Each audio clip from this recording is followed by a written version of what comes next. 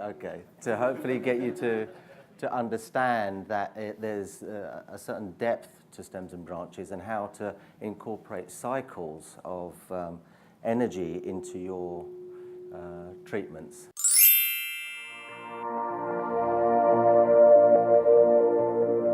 You know, what we do is work with our hands, our head and our heart.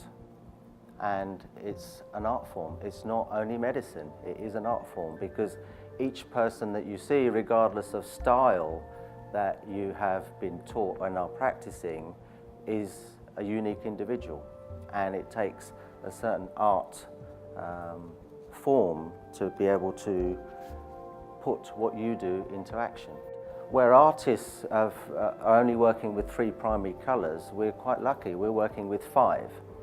So the possibilities that you have at your disposal are infinite, and hopefully it never gets boring. It always keeps you on your toes. So you've got an understanding of what it is that is nature, and it's in its purest form. Nature possesses an intelligence, an incomprehensible amount of intelligence. It knows what it needs to do, and it's ranging from how the heart beats, how life is created, how the earth moves around the sun. There's a certain ingrained drive that is based on a certain inherent intelligence, and it's very cleverly designed. And this design also is active in being able to adapt and evolve. And this is where I think people sometimes forget that, you know, we're adapting and evolving all the time, and so is the world out there.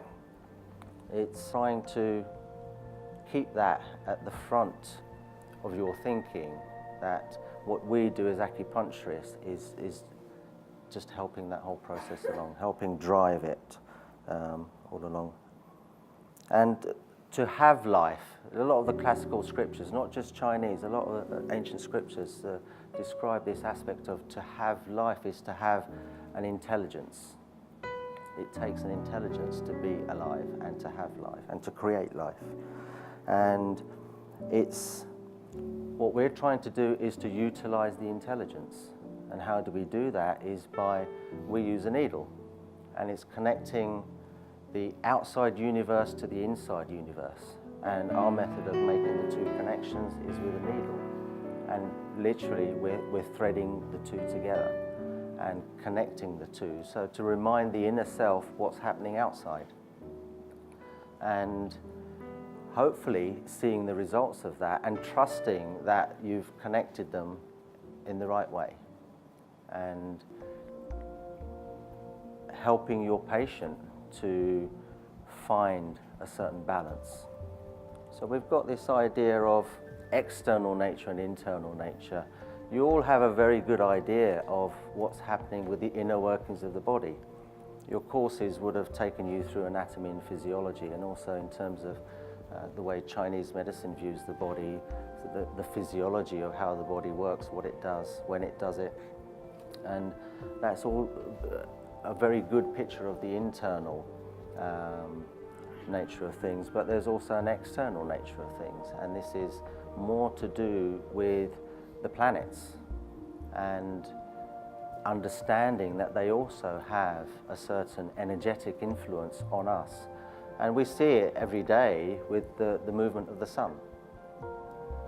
Daytime, nighttime, we also see it in a very immediate way with the impact of the moon. And it's quite easy to understand that these 2 are having a certain effect on us on a daily basis, on a monthly basis, and actually through the month, how it affects us. But also now try to think that the planets also have a similar effect on us. We don't see them as much, so they're not as visible unless you're an astronomer.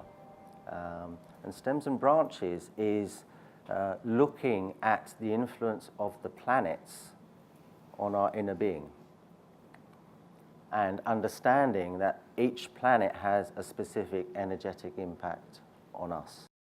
you.